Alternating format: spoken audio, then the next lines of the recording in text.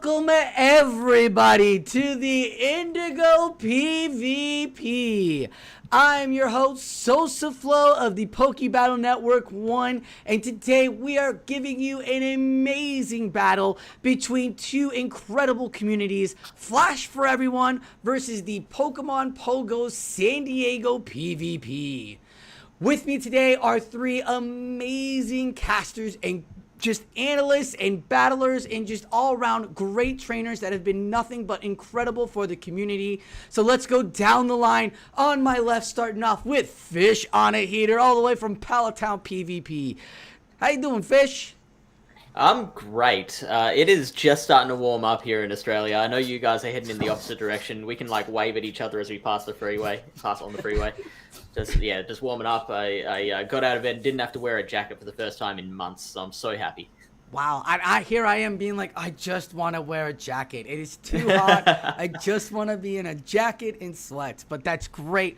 Welcome aboard as the seasons are changing. You're back from your World Finals and giving us all that amazing GoCast stuff. Appreciate you being here tonight for the Indigo PvP. Next up, we've got Analyzing, coming back to the desk, the Specialist Cup Mastermind himself, MrDoctorPants. Welcome back, Mr. Pants. Thank you. Excited to be here, ready to see some battles with the newish meta. And since this is a draft format, it's not just going to be a bunch of Gligar. There's only going to be like one Gligar. So excited to see what happens. Ooh, yeah. Well, we'll see how Gligar played out. Yeah, we'll talk about that in just a little bit. Everybody will see. Well, there's at least two Gligars. Let's just hope they're not on the same matchup. But yes, it's great to have you back. We'll see how the analysis goes with the Gligar. And then lastly, we have number 7 from Pittsburgh gracing us with all of her analytics and her coaching knowledge, the manager of Stadium Elite, Miss Goddess Nhoff. How you doing today, Miss Nhoff? Welcome. I'm doing great, Sosa. Very excited to see you again, like we've been saying. New meta. We saw some of it this weekend. Obviously, I'm a big fan of the Gligar, so we'll see if that shows up or if that gets banned. And we'll see some of the other changes that maybe we didn't see too much of this weekend. We didn't see too much Mandibuzz, so maybe that is more prominent here. We saw some Superiors, so hopefully that made it through the bans and we can see some more of that snake action with Frenzy Plant Aerial Ace. So lots of interesting new toys to play with, some old things that got a little bit worse, so maybe some less Noctowl, and it should be a good time. It should be a good time. The new meta has definitely been a shapeshifter for us. So it has been a wonderful way to get us kicked off here in the PvP scene. We are so grateful to have it. As a matter of fact, we talked about it a couple of times this weekend. Let's look at the top 12 Pokemon that we saw this weekend. Medicham sitting at number 1 with 72% usage, just 10% less than what we saw in Worlds competition. So out of 94 battlers, you still saw almost 60 battlers bring it. But this is what gets me, the big dip between the Medicham user percentage and then everybody else. It is 30% difference. So Medichamp's still so dominant, but everybody else is kind of mixing around. So people aren't just always bringing the Lantern, always bringing the Licky, always bringing the Reggie. So we saw a lot of play with a ton of Pokemon around. Miss Nhoff, you had the personal experience. We saw Noctowls are no longer on the list. G-Fix are no longer on this top 12. Did you see any out there this weekend? Yeah, so I faced a Galarian Stunfisk in one of my matches. I think I might have faced 2 actually, but notably I faced a Galarian Stunfisk and a Steelix, another Steel type not on the board, which I thought was very interesting. We obviously didn't see any Steelix make top cut, and it's a mon that can be very difficult to maneuver because of its reliance on Dragon Tail and Breaking Swipe. Very straightforward, and then it loses to Registeel, which is the big bad Steel right now. Same with Alolan Sandslash as well. It can't really chunk through that unless you land an Earthquake. But yeah, Galarian Stunfisk definitely on the decline. Noctowl, I didn't see a single one in my games. And Altaria as well. Very interesting to not see because you see teams like Hot Pockets that obviously were very weak to Shadow Dragonite. also would have been very weak to Altaria. So I think a keen-eyed person looking at, Barcelona, looking at Peoria, some of the upcoming tournaments, might think that Altaria still has some play just because of what Altaria's always done. Dragon Breath and really strong resistances in bulk.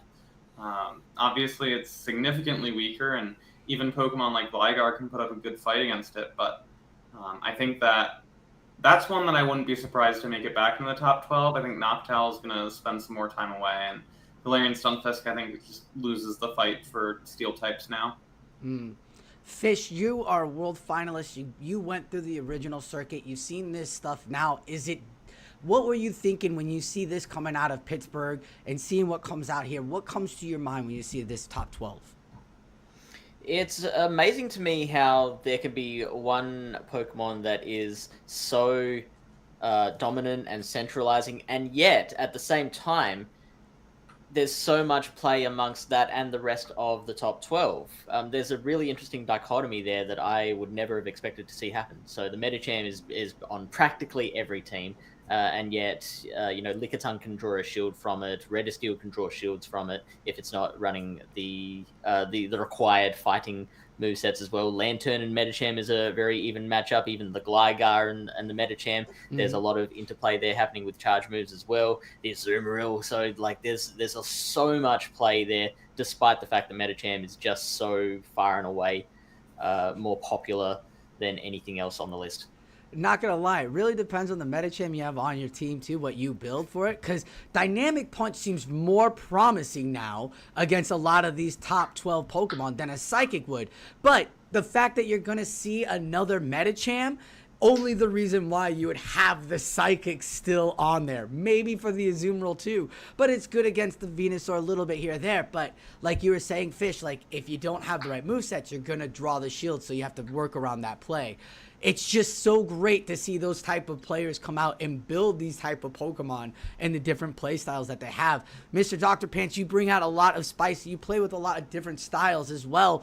We see the Alolan Ninetales. We've seen them kick away from Charm and go into the Powder Stone like that. Do you see other Pokemon bringing in sort of a different kind of play style with different movesets? We just talked about the Medicham. Do you see maybe something else sneaking into the top 12 with a different moveset now?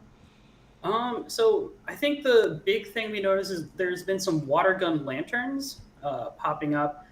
Looking at like the top 12 here, there could be a potential for an Obstagoon starting to show up if there's the flyer is like it's Gligar right now. So Obstagoon just going neutral against the flyer. Azumarill is always going to be present, but Medicham with a Psychic nerf, I don't know if it's going a little more even. There was a weird time where Medicham was just beating Azumarill and just the straight Psychic was busted. But if you don't get the defense drop and Psychic's been nerfed, you're starting to look at other movesets on Medicham. Why not see if Obstagoon, I see it's got Registeel, Lickitung, it can just kind of punch its way through like a Lantern. It can probably, I don't know the matchup with Gligar, but it's not taking super effective from the top flying type. Obviously punches its way through Sandslash, Umbreon, Alolan Ninetales you got to look out for, but again, Charizard, it's not weak to the flying type. And then the one Pokemon that I wish it got buffed technically, because I think X-Scissor got buffed, but unfortunately X-Scissor is the bait move for Beedrill, but Beedrill not looking terrible here as a flex pick if you're looking at just this top 12, and potentially can't find another slot for that 6th Pokemon if you have a regional coming up. But Beedrill not looking super bad. And X-Scissor versus Umbreon, Venusaur, and Medicham, you're probably going to throw that move anyway, so it's not the worst. And Beedrill has Aerial Ace too, so if you don't want to get rid of X-Scissor, you could pop that Aerial Ace instead and go Aerial Ace Drill Run and really put that hurt down on the grass and that Medicham as well. So we'll have to see if the Medicham even plays in this. Every Indigo PvP, the few battlers always ban the Medicham and the Registeel. But that was a great analysis on the top 12 Pokemon that we saw this weekend here in Pittsburgh, or out there in Pittsburgh. Wonderful, wonderful play. We got full on experience here, so thank you, Nhoff, for that. And it was wonderful to hear that the battlers are bringing all sorts of plays, and there's going to be a meta shift. I don't think the dust has settled yet. I think we've got a couple more tournaments and before we really start seeing a settling of a dust. Like the Mandibuzz is looking pretty good. Air Slash Mana Buzz. Maybe some other flyers might sneak up in there. But we did see not the Altaria, but that Dragon Breath shine really well this weekend. So maybe more Dragon Breath users as well. But we're going to dive into the Indigo PvP as we are going to talk about the Flash4Everyone versus San Diego Pogo PvP. We're going to look at their bans as Indigo PvP always kicks us up with the bans, and each team submits 5 bans. And with the new meta, they said goodbye, Gligar. They knocked it right out of the sky. They said, nope. Not happening. We already know what's up. They're not going to happen. But as you see, Metachams, Registeals on both. You got a Lickitung and Lantern as well from Flash. And then Umbreon, Ninetales, Lantern as well from San Diego. So, analysts, what do you see from both teams in the bans here? MrDoctorPants, let's go with you. Yeah, so obviously everyone sees Metacham, you just get rid of it. In this draft format, when you don't know who you're playing against, any team could have the Metacham. So if you're leaving the Metacham up, you're having to have every player build against it. And so it's much easier to just get rid of it. The top pick Pokemon, top ranked, as it has been for pretty much ever. Same thing with the Registeel. It's the top pick Steel Pokemon right now. Lickitung, just get those pretty straightforward ones out of the way. Gligar being the brand new one, you pop that out of the way as well, just because it's brand new. People don't know all the matchups. But then Lantern, I think Miss Nhoff knows a little bit more about Lantern at this point in the meta than I do, so I'm going to hand it off to you for that one. Yeah, I mean, when we look at the top 5 or 6 from Pittsburgh, it's very apparent. Metacham was not realistically nerfed. You saw a little bit less usage, but kind of just got a slap on the wrist. Registeel is extremely prominent. Lickitung. These are 3 Pokemon that they have play against almost everything. You can line up a Sableye on a Metacham. You can line up a Registeel and a Lickitung. And you can line up a Gligar and a Registeel. But against most Pokemon, these extremely bulky generalists are just too strong. And the same goes for Lantern. In a draft format like this, if you don't have a Dragon type or a Grass type, or grass coverage or ground coverage for Lantern, you're in a really rough spot. So it's a very easy Pokemon to just, ban and get away from. It's one of those Pokemon that just kind of overwhelms with bulk, similar also to Umbreon, which makes a lot of sense. Parallel to Lickitung, really. They're kind of interchangeable with some clear differences, but both very bulky Pokemon that only really fear Steel types and fighting types as well. Even though Lickitung, has a lot of play into Metacham, and Umbreon does as well. So then we have Gligar, which, again, it is on the bulkier end, and flying ground coverage is really good. So unless you have a Ice type or Ice coverage, Gligar can really run through some teams. I know firsthand I was using it a lot this weekend and facing it quite a bit as well. And then the Alolan Ninetales is an interesting one. I wonder if that's just San Diego not being fans of Charm as a playstyle, because if I was looking for a Fairy type to ban in this current metagame, I'd go a little bit more towards Carbink, but that could always be personal preference as well from them. I like it. I like the Ninetales ban. The Ninetales is one of the top fairies, but the Carbink is there. But Carbink can only be on one team, and Ninetales can only be on one team. So I saw it as we don't want anything to come after our Gligar. It looked like San Diego was trying to get away with Gligar here, and they're like, nah. Flash4Everyone was like, nah, we're not playing that. And just so that everybody at home is playing the right game, if you haven't been playing this season so far, Gligar got a huge buff as Dig got adjusted with the energy and the damage. Was it also damage as well, or just the energy? The energy drop. Just the energy buff. The energy buff, and then the Aerial Ace that it also has got buffed as well. Aerial Ace now acting like a weather ball, comes off pretty spammy and hits hard against those flyers. So with that tank, you now have a ground and flying move against the Lantern, which is super effective against ground, the Steel, which is super effective against ground, and then that Metacham, which is super effective against flyers. So all 3 of those, you're hitting hard. That is why the Gligar is so strong. So thank you for the analysis. We're going to get into our first matchup now with me and Fish. Are going to go down to the field as we are going to watch Firestarter versus, who's Firestarter? Mr. Inker. I'm sure I'm saying that wrong. We're going to break down the teams, and then we're going to go back to the analysis desk after that and check in on Miss Nhoff and Dr. Pants and find out what they saw, as they're going to be our analysts on the field. So we'll see you back at the desk, analysts. And Fish, you ready? Yeah, I'm ready. Let's do this. All right, sir. Let's look at the teams. You see the teams? Yeah, I see the teams. And Alright. the first thing that happens when I see a meta where Metacham is banned is I ask, what fighter are people going to use? And so we see both of these trainers have gone with the same fighter, which, in my opinion, is probably like my second favorite fighter after... just purely from an enjoyment standpoint, favorite fighter is Polyrath. Nice. In terms of the meta, I would hazard a guess to say probably the next best fighter after Metacham. That is an opinion given without much thought, though. So if someone wants to challenge me on that, I probably will not argue. But yeah, Polyrath on both sides. One the shadow and one the non-shadow. Yeah, I like the version of both the Polyraths being when they take out Metacham, who's going to be the counter user? Where are they getting that fighting damage, right?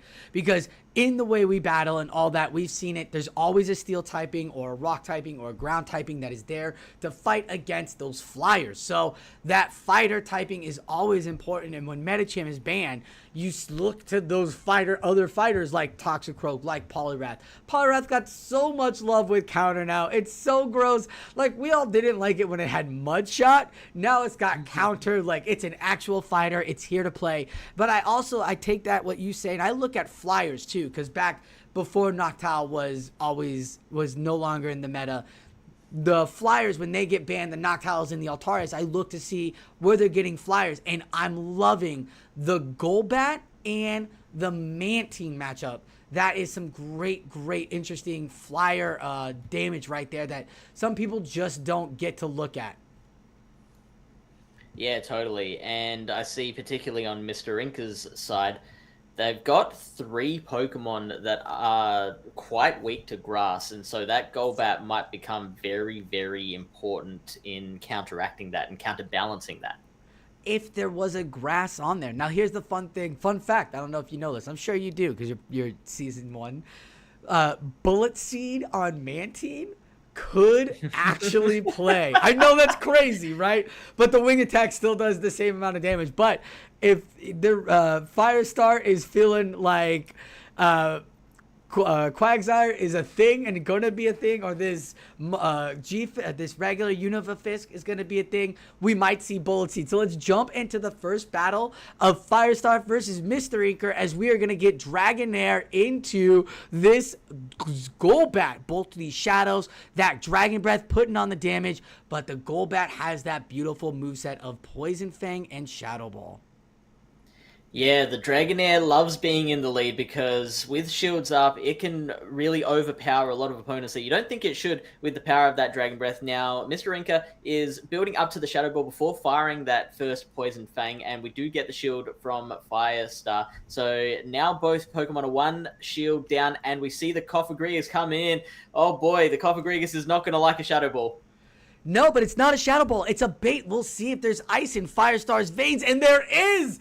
Firestar showing how cool of a ball it is as it was about to take out with Fast Down. Now this could be the Shadow Ball and does get the final shield. Mr. Inker keeping the cool, and Golbat putting down the Poison Fang pressure to get both shields. So out comes the Unova Stunfisk with Thundershock and, of course, those standard charge moves of the Mud Bomb and Discharge. A Dark Pulse is not going to do too much to the Unova Stunfisk. It's fine. Look at that. It's just taking it in its stride. And now the second Dark Pulse comes out. That Cofagrigus did have a chance to build up a lot of energy during that Golbat matchup, and it is unleashing as much as it can now. However, with that double defense debuff, this Mud Bomb is going to come in, and it is going to ruin Cofagrigus' day. I mean, Rodriguez has a great defense stat, and it stays alive with 1 HP in a dream, Fish. Oh my goodness. And now comes the Mantine like we talked about. Mantine rocking the Aerial Ace and Ice Beam, and I prefer this moveset with the new Mantine because of the Ice Beam being so effective against grass. I feel grass is going to be more prominent, but you also get the Aerial Ace. I like how strong Aerial Ace is now. It doesn't need the Bubble debuff. I don't feel Bubble does enough damage now as a bait move for you, where you have better debuff moves out there, but a Future Sight's going through and takes out half of Mantine's health. Yeah, that Future Sight obviously doing full damage because the Mantine has opted not to go with the Bubble Beam. Bubble Beam can make Mantine one of the most annoying Pokemon to face in all of Great League, but not to be in this case. Now we see a catch of the Future Sight, so that Dragonair sacrificing itself, throwing itself in front of the bullet for the sake of Mantine, and now Mantine has to take advantage of this opportunity and get the job done. And get the job done indeed. A grass charge move Pokemon, and in the back a ground electric. This is not in Mantine's favor with no shields, and Cresselia takes the W. Great play there by Mr. Inker by bringing in the Cress. Yeah, valiant effort to try and make something happen with that catch, but, you know, with one shield already in play on Mr. Rinker's side, and the Cresselia being as bulky as it is, I think that was... There wasn't really too much that Firestar could have done there. Look, I'm going to get my hat off to that Golbat. Did all of the work in that game. Took the shields, added the bait pressure, set it everything up, but Firestar comes back with catching the lead on the Cresselia. So now out comes the Golbat, using it as a safe swap this time. The Cofagrigus is staying in for now. Now those Shadow Balls are coming at the same rate for Golbat and Cofagrigus, but the Golbat does have the slightly lower energy move for baiting with. So if Mr. Rinker plays that right, then they can get ahead on the energy. This is real interesting. Bunch of baits all game. Didn't even throw the Shadow Ball. Last one doesn't make the call. Mr. Rinker played it beautifully. Oh my goodness, you saw no tap coming from the Dragonair as Mr. Firestar is trying to figure out what to do. Another Shadow Ball's gonna go unshielded, Fish. Oh no. Oh, when all the baits go wrong in go right in game 1 and game 2, you're set with more of a head game. Now it's just all the Golbat and all the damage. Fish, you just gotta go for the poison thing. It's a great Golbat counter, right? yeah, nothing like a bug steal with fighting fast move to take out the flyer. Yeah, and so now finally a Poison Fang comes out, and that's the move that's being shielded. So this is not Firestar's day. The Drill Run is going to KO because the Golbat is at such low HP, but man, what can Firestar do at this point with the Escavalier and some hope? There are 2 full Pokemon, full health, haven't even been revealed yet, and this is a debuffed Escavalier. The thing Firestar has to do is readjust now. Try to get the information of what the third Pokemon is so that they can go back and get into Game 3 with the proper headset. The call was correct. They got the lead, Fish. Remember, we had Kofa on Cresselia, swapping the Golbat in and losing it, but now the Megahorn's coming through, and to return the favor, we're getting excited, but there's still a shield left on Mr. Inker and nothing with the Drill Run. I mean, we always like to see some big booms. That Megahorn's shield huge. left on Mr. Rinker's side will make sure that the Stunfisk can maintain that HP and stay conscious for long enough to get the job done against this Escavalier. But look, that could have flipped. That that did flip. If any of those moves... That did flip. The lead was Kofa into Cress. Golbat was swapped in. Kofa never left. You even said it. Kofa had extra energy, but the no shield flipped it back into Golbat's matchup. Oh my goodness. Fish, oh no! Here we go. So we see the Abomasnow into the Dragonair. Dragonair not panicking just yet. The attempted catch on the Cofagrigus does not pay off. Now an Energy Ball will come out and do a lot of damage to this Cofagrigus, but it isn't anything that the Cofagrigus can't handle. No, but you don't want to see the defense fall, Fish, and he gets it with that energy ball. Here comes a Dark Pulse to return the favor. The shield comes up for Abomasnow, so Mr. Inca wanting to hold onto this Abomasnow for as long as possible. It is still staying in, though, and with that defense drop, this Weather Ball definitely will get the KO. So Cofagrigus is saying hi and then bye, waving with all 4 of its hands. Oh my goodness. And that Kofa was swapped in.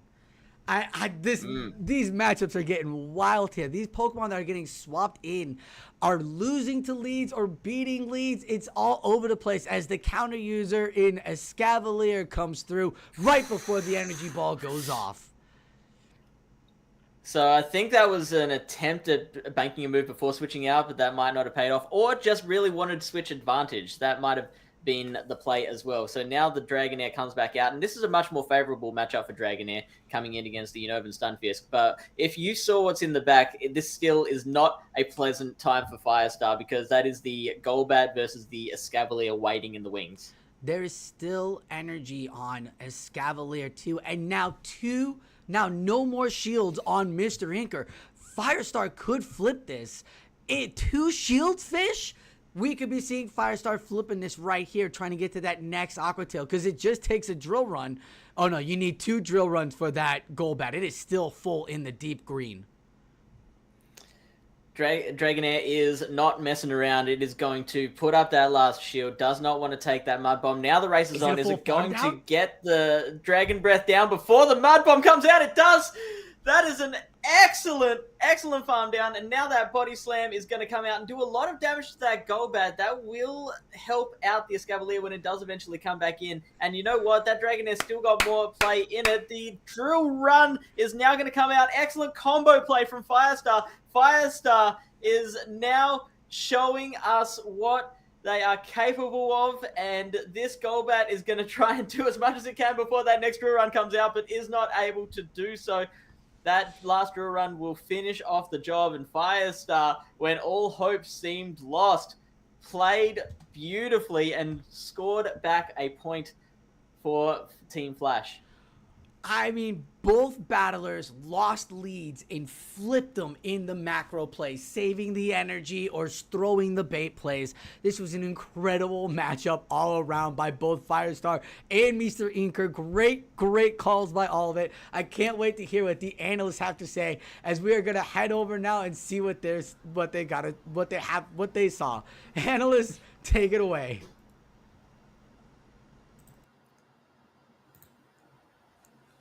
Yeah, what I saw there was a lot of very interesting Cofagrigus play, which definitely is what piques my interest when I look at these 2 teams in particular. So a lot of interest there around, as we saw, the Golbat Cofagrigus matchup, which is always an interesting matchup. You have the very hard-hitting Shadow Ball and then the resisted Poison Fang. So an extremely intense bait nuke dynamic, and obviously we saw that play out 2 different ways throughout the game.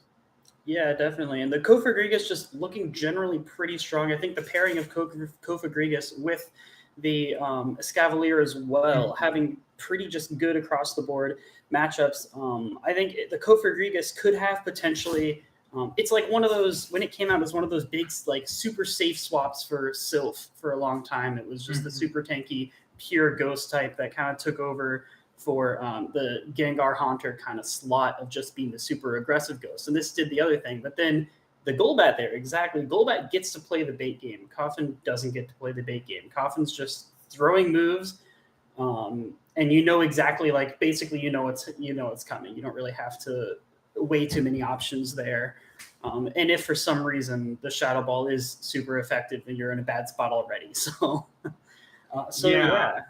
Yeah, that was actually something I found rather interesting from Firestar. I believe it was in the first game, was throwing Dark Pulses with Cofagrigus against the Unovan Stunfisk, which is, almost always you want to be just throwing those Shadow Balls. So going for the baits, I don't think they really panned out, but had a ton of energy from that matchup versus a Golbat, and unfortunately just wasn't able to do enough with it. But really interesting set of 3. I love seeing Escavalier see play. As you mentioned, some of these Pokemon that have a lot of history in Grassroots are always great to see come out to play. So really happy with that set.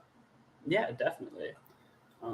Well, I'm ready to check out the next teams if you are. Yeah, definitely.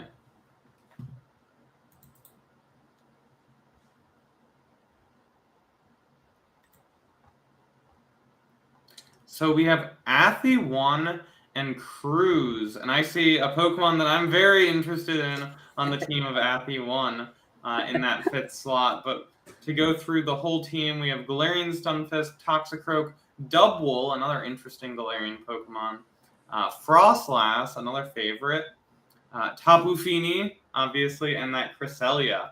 What are you seeing on Cruz's team? Yeah, so we have the Clefable with that newly sort of buffed moveset with the Fairy Wind, and often running Meteor Mash along the side with Fairy Wind, and I believe it's Moonblast is the other one, I believe. And then Vigoroth in the fighting counter user slot. Galarian Stunfisk Mirror here, so we'll see if we end up having the Earthquake bait game. Double Flyer with Mandibuzz and Altaria, and the Jellicent, having been buffed a few seasons ago, getting Surf alongside that fast-moving, charging Hex move right there.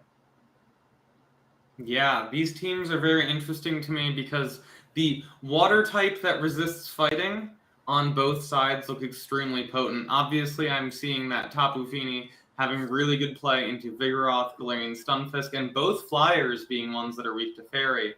But Cruz's Jellicent, one puts a stop to that Tapu Fini, has really good play into Toxicroak, really good play into Galarian Stunfisk, has better play than you would think versus Frostlass and Cresselia as well. And then Dubwool, because it's fighting fast attack of Double Kick, needs to really charge up if it's on payback, and if it's on wild charge, it threatens getting knocked out by Surfs by Jellicent if it gets those shielded. So I think both sides have that really impactful 5th slot we see.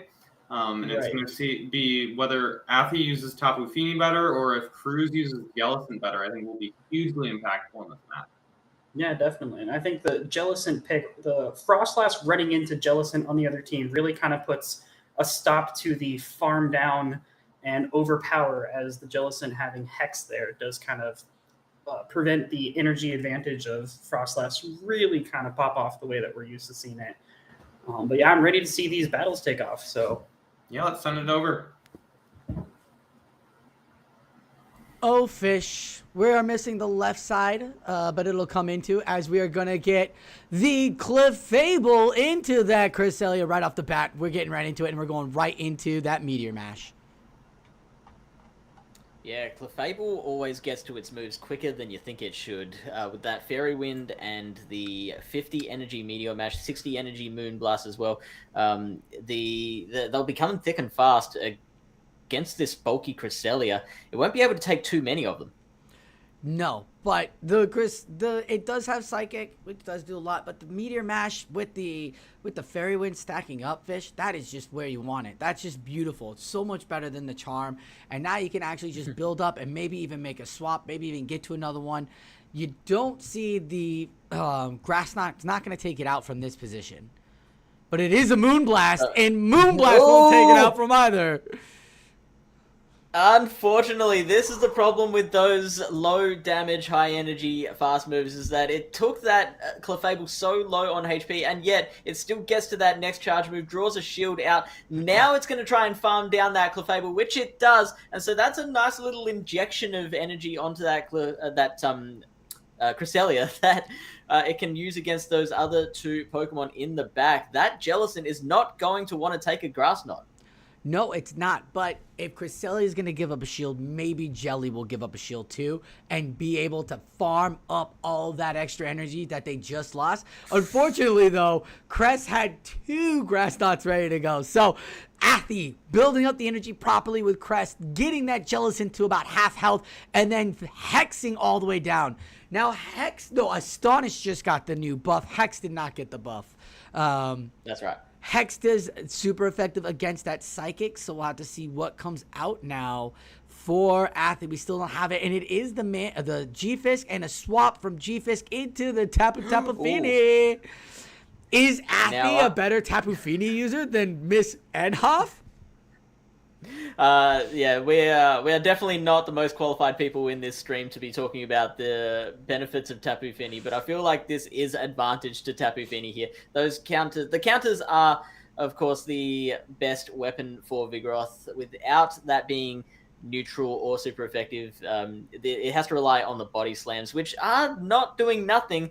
But the Tapu Fini getting to those surfs and the pressure of that water gun as well, I feel like that will get the upper hand for the Tapu Fini. I feel like understanding this matchup here is understanding the micro, and if you didn't shield then, the surf comes again. Oof, that was a tough call with losing the Vigoroth, as knowing that a surf won't do it for you, but can you take the damage? There is still a G-Fisk in the back. Here comes a Shadow Ball under charge. Will it do the KO? It will. Will not leave any health for this this Jellicent. There it is. Queen Jellicent. I just keep thinking blue for Jelly, but it is the Queen Jelly, of course. Giving up the first shield and going for that rock slide, probably to go for the second rock slide there. Now, Cruz is looking to fire off 2 surfs. We'll not have. I was going to raise the question: will 2 surfs be enough? We will never know. So because those 2 rock slides come out first and get the job done for Athy's side, and that is 1 point back, tying up the scores. Oh man, water gun baby, just chunking away and getting that last second whoop right before they could throw the body slam or the bulldoze. Well played, well done. Those those 1-turn fast moves are real important in some of these matchups. But, all right, now we have both sides back. The double, I'm very keen to see what moveset it is running. It is the body slam payback. I feel like that is the more common moveset that we see, but we have got... I do see a lot of wild charge double running around every now and then. So we get the Clefable into Cresselia now, and this is looking like a big repeat of what we got in Battle 1. It is a big repeat of what we got in Battle 1, but this time we lost we lost Cruz this matchup. Oh no, it's the missing Pokemon. Quick, hit it with a Moonblast, Cresselia, please. Oh, the Moonblast goes through. No debuff happens as the cycle cuts are going through. Now the double's loaded with energy and is just waiting for what's in the back. But the Cresselia is taking, it can take another Meteor Mash if it decided to. And that is what you like to see. They're going to return the favor. As you saw, Athy building up the energy, but they're just going to throw the Grass Knot. Now, like, we don't want to have 2 Grass Knots, throw 1. Got the shield. Yeah, I wasn't sure if that Grass Knot would KO, but that might not have been the plan. Might not have been looking to KO. Might have been looking to get it really low on HP and then farm down the rest of the way to get that little extra bit of energy. We see now that Athy is trading shields, so that is 1 shield used on either side. They're both looking to maintain that switch advantage, win this particular matchup. Another Grass Knot's going to come out. Surely this will get the KO now that we've got a bit of extra Psycho Cut damage. There it is, and the Grass Knot does take it down. Clefable is out. We'll see what's in the back, or we'll see what if the first Pokemon's coming back out or not. Jelly does grace us with her presence. And unable to get that extra Grass Knot out, so surely this will be the end of the road for Cresselia in this battle. The Surf will finish it off, and now we've got the double that could come back out, or the reintroduction of Tapu Fini. Fish, it's boys to men as the payback is going to land on the Vigoroth. Oh my goodness. Is this the end of the road? Oh, half the health gone. But here's the thing. That Tapu Fini with the water gun doesn't care. As long as there's chunk damage on the Vigoroth, it is going to eat away and farm down. It can take the Bulldoze. It can take double body slam. Building up for a Moonblast to throw and get that last shield so that... Double in the back can get to another payback is the way to go, and it looks like Athy knows it. Yeah, Athy is not going to spend that shield on the Tapu Fini. Oh no, they are! Okay, so the Tapu Fini is now going to farm all the way down, is going to be able to throw the Moonblast at the Jellicent, which will... Or go for a bait and then the Moonblast. This is very risky play. Let's see if this pays Oh! off. Oh, no shield! No shield from Cruz. That is going to make a big difference. So Cruz knew that they needed that shield for the double, which will be able to throw paybacks like no one's business. One payback at this range will definitely KO. Now gets the Tapu Fini out of the way. The double has to get to 2 paybacks. And there is the possibility of no shields because of, bait calls and that. Let's see what happens with Cruz. Oh, no! Oh, incredible play! Oh, my goodness. Athy pulling that one out. Cruz making the tough calls, unfortunately not paying off, but we like to see it. It's exciting and we understand, no shade on Cruz. No. Making the calls that they needed to make there. It was just like game one. The first game too, not calling the Shadow Ball and having it nuke out the Cofagrigus. Athy returns the favor with the payback, and now we get Cress into Jealous in here. Cress gets to that Grass Knot before Jelly could even throw or think about that Shadow Ball, as here comes the half health of Jellicent off the table. Now the Shadow Ball will do a ton of damage, but it will not take out Cresselia, and wonder how Athy will play that out. And she does, makes the call and gets the shield to save the Cresselia, and she's just standing there beautiful with green health, and Cruz makes the catch. Yeah, Vigoroth is going to enjoy taking this Grass Knot because it'll just tickle it. Vigoroth likes getting outside, touching grass, so it's going to enjoy that from the Cresselia. Maybe another one, though, might be a little too much to ask. The Vigoroth is going to take that, and now it is in the red. The Cresselia is staying in. There's a couple of body slams now on the Vigoroth. Throwing that first one now, are we just going to see back-to-back, or are we going to see a little bit more of a build-up or a switch-out? What's going to happen here? I don't know, Fish. Cresselia was the lead, and now the switch out comes. Gonna farm all the way down. No, we're gonna get one more body slam off, but we saw body slam doesn't do too much to Tapu. Athy should be able to take one healthy, be able to stay in the green, and go and fight whatever comes back. And it will probably be, I will call that it's the Jelly, but if it's the Mandy, this could be real interesting. 2 shields, it is the Jelly. Jellicent does come back out, so they are both very close to a move. The Tapu Fini is going to throw the Surf. Now, this on its own won't KO, but it can get a water gun down from there.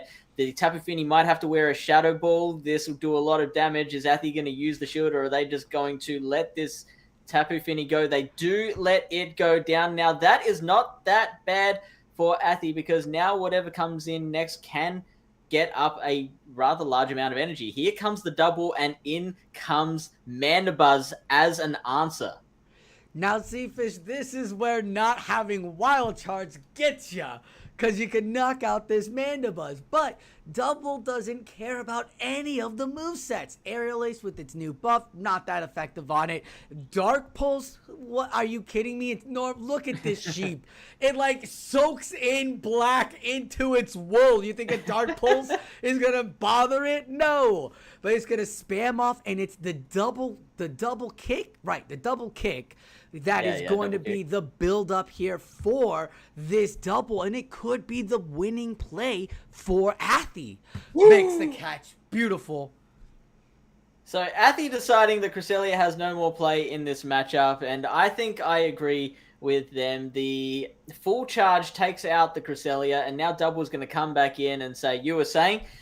The problem with Double, when you're facing one, you always kind of, I always underestimate it. I always think, okay, yeah, I can tank a body slam. I can tank 2 body slams. Like, hang on, this is my health is getting real low here. So that's what Double is looking to do now. We see Double using that shield, shielding that Dark Pulse. It is going to take another 4 Snarls to get to the next, to each Dark Pulse. Looks like one more will do it for the Mandibuzz. Look at the Dark Pulse that comes through. Isn't going to KO, but it's not even going to happen as the Body Slam sneaks through. Is the CMP to double on the Mandibuzz? That might make it take a backseat in all of this as the double KOs the Mandy. Can the Surf come off first, though? Fish! This Surf will be enough. Oh, my goodness.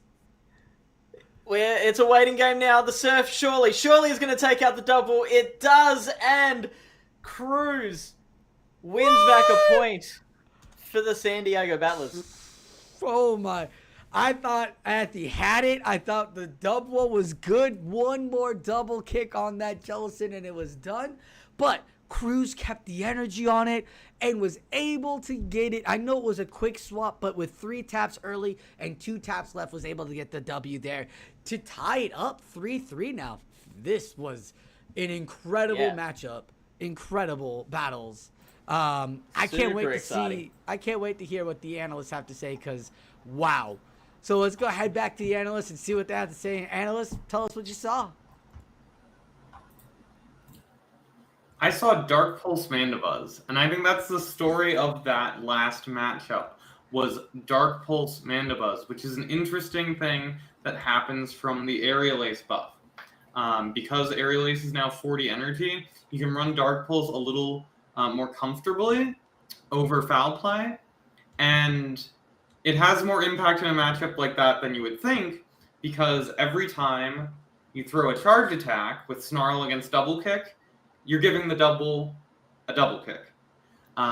Because, charge attacks always let through on even moves. Having that Dark Pulse instead of that Foul Play, I think is what won Cruz that game. Because it came down to so close HP. Getting those fewer charge moves off and Athy getting less, free, quote-unquote, double kicks as a result, won that set. And Cruz had a couple interesting movesets like that. You had the Dark Pulse instead of Foul Play. You had the Clefable, which ultimately didn't pay off from having it, but with that Psychic in case Toxicroak came in, which can actually be a really more neutral than you would think matchup for a fighter versus a fairy, unless it has that Psychic. So a calculated choice there, foregoing the Moonblast, and I don't think that super impacted, but the Dark Pulse on Mandibuzz was huge in that last matchup. Yeah, and especially like the call to bring in Mandibuzz Game 3 with a team with Frostlass, G-Fisk, Tapu Fini, and Moonblast on Cresselia. Just being able to recognize my opponent's going to expect this, and so if I put this Dark Pulse Mandibuzz in the right spot and play it around with the Jellicent, then we'll have a good spot for it to go, and it did, and it paid off in the end. Yeah, I think it was a great call and a great gameplay there. Game 3 by Cruz. Yeah, and I, as expected, really liked the water types from both trainers. The Tapu Fini, obviously, seeing some good Fini plays, always very nice, and the Jellicent as well, trying to put a stop to that, and just performing well against Athy's team. Really was great to watch, and I'm a big sucker for Vigoroth as well, so seeing some good Vigoroth play, always interesting. As we talked about earlier in the stream, I think Vigoroth fits that kind of role you were talking about with Obstagoon, as well as like something that I could see making a break in Open Great League soon, with so much Lickitung, so much Registeel. Obviously, you don't want to tank a Focus Blast, but some interesting potential for Vigoroth, and it was cool to see it here as well. You just have that, onslaught of body slams. So Cruz played really well. Obviously, Athy played really great as well. And this was a nice set to watch.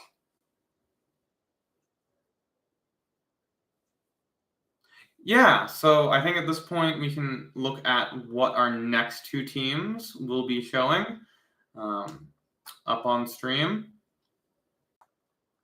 So it looks like we have Necrotic Fate versus Jessica Yene. And Necrotic Fate giving me some ADL flashbacks, because I've run the Steelix Hypnocore quite a bit there. Hitmontop as well, like one of those really interesting fighting types that you get to see when Medicham is banned. And then also the Mandibuzz, Venusaur, and Blastoise. So only missing Charizard from that first partner trio from Kanto. And then on Jessica Yene's team, we see the Alolan Sandslash, which I'm quite fond of. 2 water types that resist fighting, both of which would pair well with that Alolan Sandslash. We see Mantine with that newly buffed Aerial Ace, and Azumarill as well.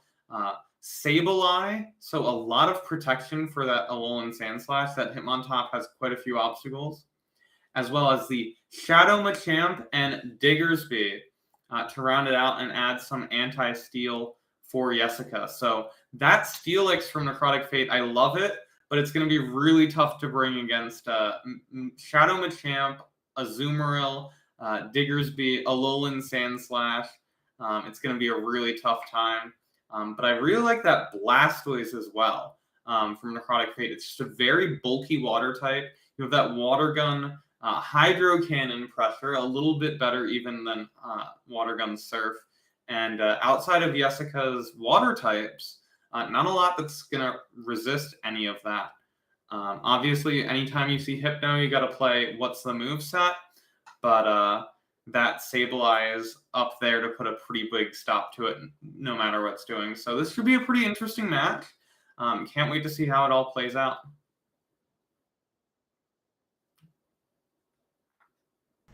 Oh, it's all going to play out a lot better than MrDoctorPants' internet, that's for sure. As MrDoctorPants will join us again. Fish, before we get into it. Hitmontop. We're gonna give it a couple of seconds. Hitmontop. I just need to shout out Hitmontop. It's one move and Hitmontop is like playing now because it's Hitmontop and it was never a thing before. A Hitmontop got the triple axle with the Hitmontop.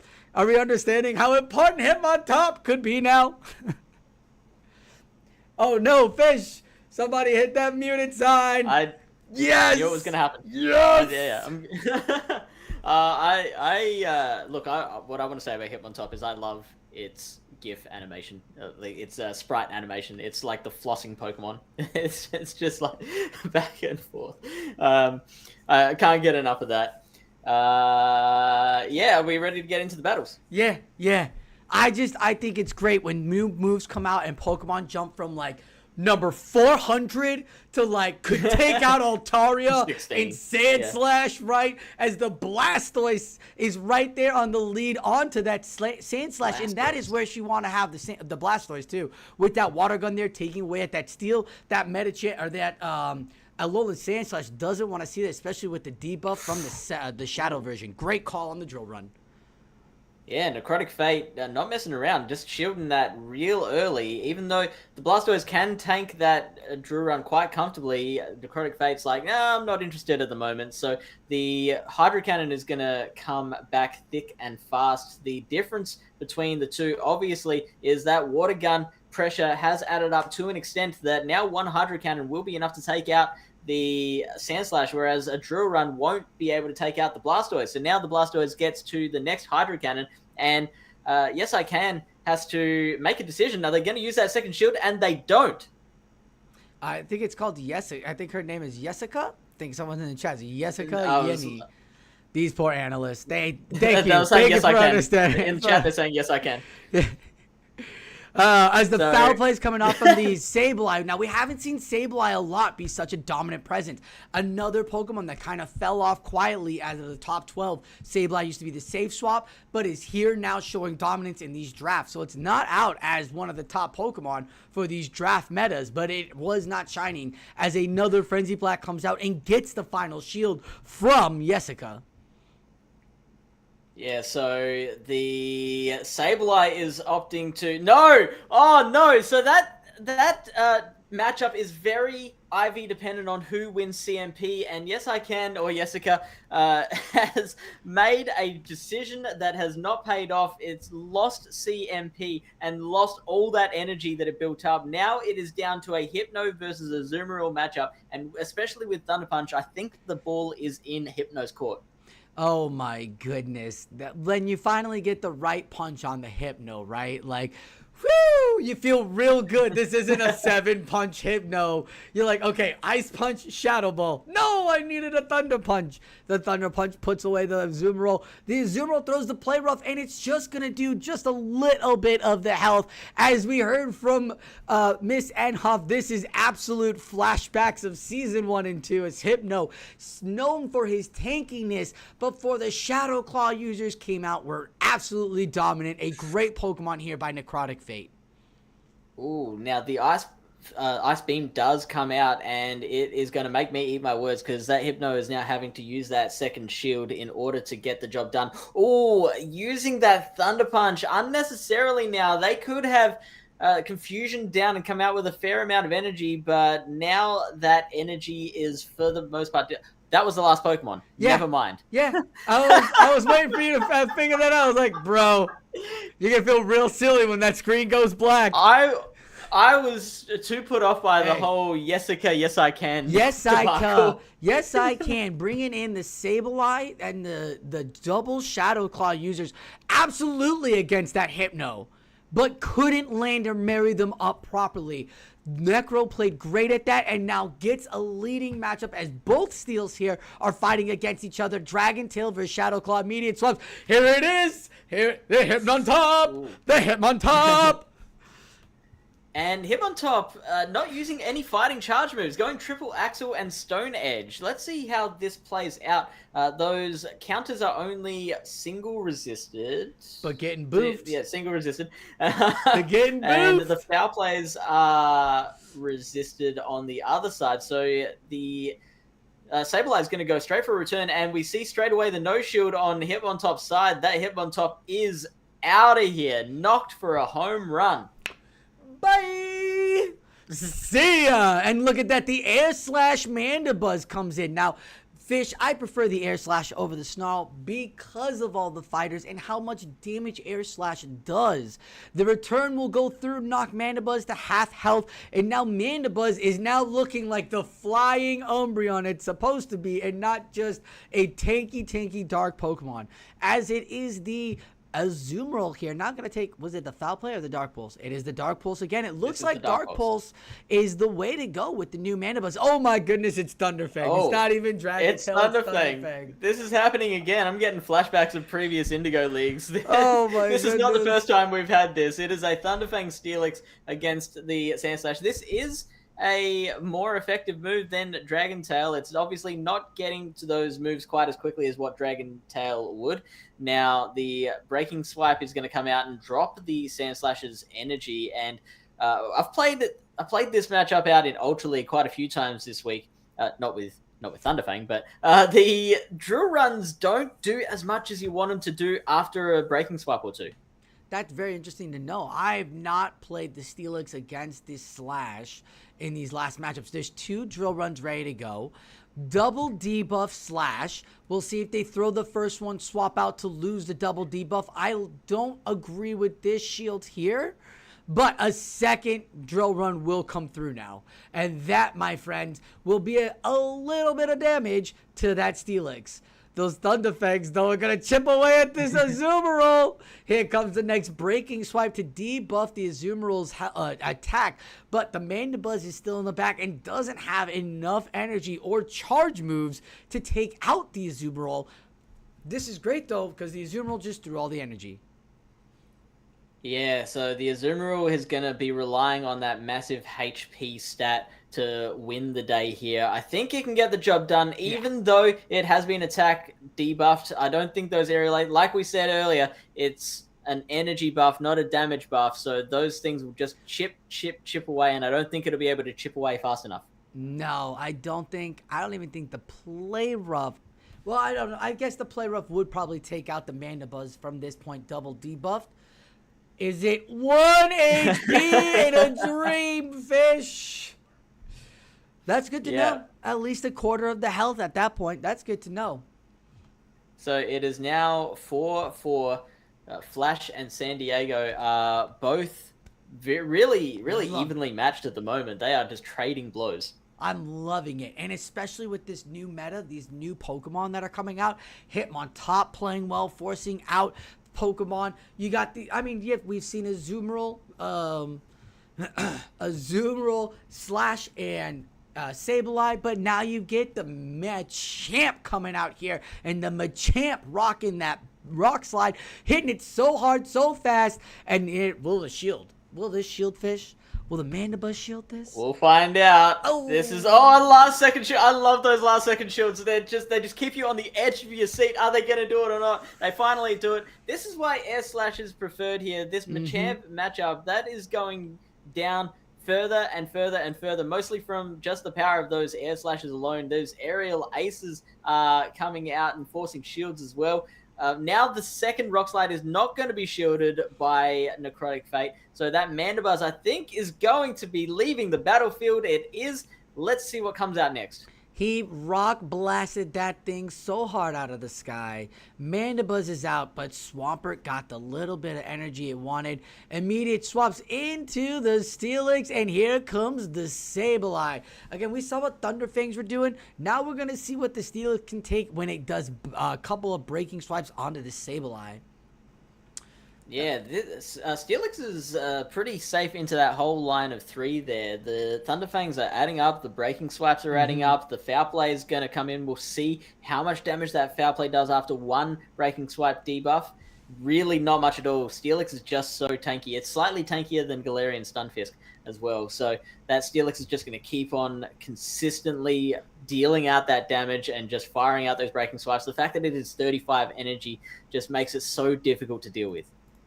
Oh my goodness. It's so amazing, this breaking swipe move that's been slowly trickling in through our entire meta scene, and especially with Steelix getting it back. Look at what Thunderfangs are doing. More damage than Shadow Claws now, and forcing the Sableye to throw the energy. Sableye can no longer safely just farm down and feel good about itself. Has to force the energy, and Steelix is off the table, giving more energy back to the Blastoise, but it is the Azumarill in the back.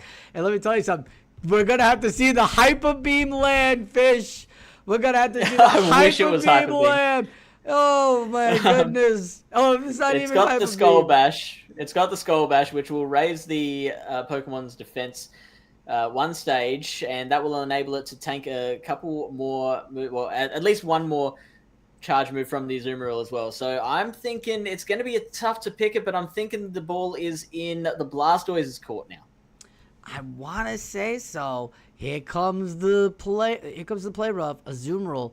You know, for one of the top 12 Pokemon that didn't make it to the day 2, Azumarill still has great play all around, as the Hydro Cannon is going to come through at the end here. It's a tough one. So, yeah, opting to go for the lower damage Hydro Cannon, thinking that the Azumarill is at a low enough HP. Not quite, but it will not be able to get to that charge move to make the Blastoise pay. Out comes that Sableye to say, like, hey, I guess it's all up to Ralph. Oh, my. Unfortunately, it doesn't get the job done either, and that Blastoise's finishing off the job. That's what you call your Sableye, Ralph? Cofagrigus is Greg, Sableye is Ralph? Anything that just has to carry the day and has absolutely no shot of doing it, I call it my Ralph. You're Ralph. Love it. And then it wrecks, and then all of a sudden it's Wreck-It Ralph. That was a wonderful performance there by both battlers. The Mandibuzz with the air slash showing through, the Hypno coming out. But man, oh man, it was all about that Blastoise for sure. We'll have to see what the analysts have to say as we're going to head back. Hopefully we'll get Mr. Dr. Pants in there, and we'll see what they both had to say. So analysts, take it away. Are you back? I believe so. Awesome. I hear you loud and clear. Heck yeah. So yeah, I'm always a big fan of Hypno. I have been since, I think it was like season 2, there was quite a lot of Hypno. And that like Hypno Thunder Punch versus Ozzy matchup. If you played that season 2, you've done that many a time. So that's, and Venusaur as well has also been a fan favorite of mine. So I'm glad to see at least some of those get some play here. Yeah, I really liked the Hypno. That Thunder Punch Shadow Ball moveset makes a lot of sense. Looking at this team from Yes I Can. Some other, potential with like Fire Punch to hit that on Sand Slash would have made sense, but I can see being a little bit scared of that Sableye and wanting that Shadow Ball to be able to hit that neutrally. I love in particular the Steelix on Thunderfang. Seeing those two water types saying this helps me against those two also helps against the Alolan Sand Slash over the Dragon Fast move of Dragon Tail. So really interesting tech decision there that I'm quite fond of, and obviously the Mandibuzz as well on Air Slash as we saw it against the Shadow Machamp, and also having better play against Azumarill. So I think this is a matchup that could be fairly straightforward, but you saw some really interesting individual decisions by each player on moves on their Pokemon. And now we've seen two variants of the Mandibuzz. Unfortunately, we will not see a third, but there's many different variants. I like Pokemon like that can have like so many different possible move sets, and they're all viable in their own way. That's always fun to see. So, yeah, I definitely agree. Again, also on that vein, the Hitmontop with no close combat, another interesting Pokemon that you can maneuver different ways after that addition of Triple Axle. I haven't used Triple Axle yet, actually, so I wasn't sure how it plays or quite what was going to happen there. So good to see. So I don't have to test it for myself.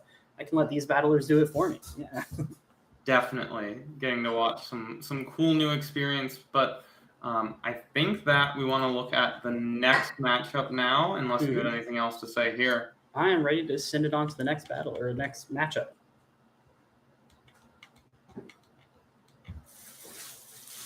Okay, so it looks like we have King OWT against Dapper Discs, and I see a Pokemon I mentioned at the top of the stream, that's Superior on the side of Dapper Discs. So what do you see on that team? On this team, so I see the Pelipper, which has been my recent choice in Flyer after Noctowl kind of took a dip there. I think with all the ground type buffs, the Pelipper having that spammy Weather Ball and being able to fight back against Gligar very effectively, super effectively, might you even say. I think that's going to be fun, as well as the Shadow Drapion.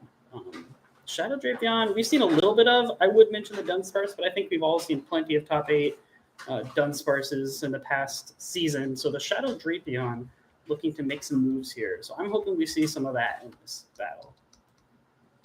Yeah, I'm a big fan as well of the, Alolan Sandslash Azumarill for a pretty good pair. But then on Dapper Disc's team, I really love some of the picks here. So we have Deoxys Defense, which is a mirror on both sides.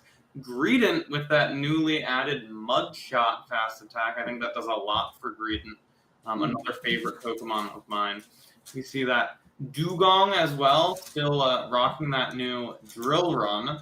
Charizard, looks like non-Shadow Charizard, which is a bit of a rarity in the Great League. Sneasler, with newly buffed both X-Scissor and Aerial Ace as options for it. And then that Superior, which I'm really interested to see. That's some good, bulky grass type, which has some problems against Pokemon like Alolan Sandslash, like Drapion from King OWT's team, but could be very necessary against the Azumarill, and can play well into that Pelipper as well. So it'll be interesting to see how Dapper Discs decides to comp out teams. But I'm a big fan of both these squads, and they should be some very interesting battles. Yeah, definitely. And I'm, on that note, ready to send it off to the casters. Oh, we're ready for it. Are you ready for it? We're ready. Hisuian, Sneasler, Bring it on. Superiors, Dugons. We don't need to say anything else. It looks like we got a switch here as King Out is on the other side, on the right side. So the right side is Flash. The left side is that is gonna mess with San Diego. I know it's going to mess with you. Please be patient. Understand that the poisons are fighting against each other as you get Hisuian Sneasler into the Drapion and immediate swaps out as the defense Deoxys come in on the Hisuian Sneasler. But I don't think defense Deoxys is aware that Hisuian Sneasler has the X-Scissor. Yeah, X-Scissor that is doing more damage now. Look at how much that did. So that thing could potentially farm down all the way. No, it chooses not to. So the defense Deoxys on King Outside is now coming in and throwing. I've Dapper's got the on the left. Up is down, left is black. Yeah. We're introverted right now. We're inverted right now. So the King Out is throwing the Rock Slide one more time, getting that chip damage as Dapper rocking Rock Slide and Thunderbolt on his defense Deoxys. I like this play move, especially since he doesn't really need anything with Psych. That doesn't even worry about Psycho Boost. I like the play here. So he goes for the Rock Slide, gets the damage down on the Drapion. And Dapper is now playing with his food. Nicely timed there from King out, throwing the crunch at the exact same moment that the next rock slide came on the Deoxys. So now we gonna see the poison type coming back in the Sneasler, or is Greedent gonna come out and start having its fun? No, the Sneasler comes out first with that X-Scissor and close combat moveset. The X-Scissor with the damage buff could get the KO on the Drapion, especially being a shadow type. Bye-bye. It does.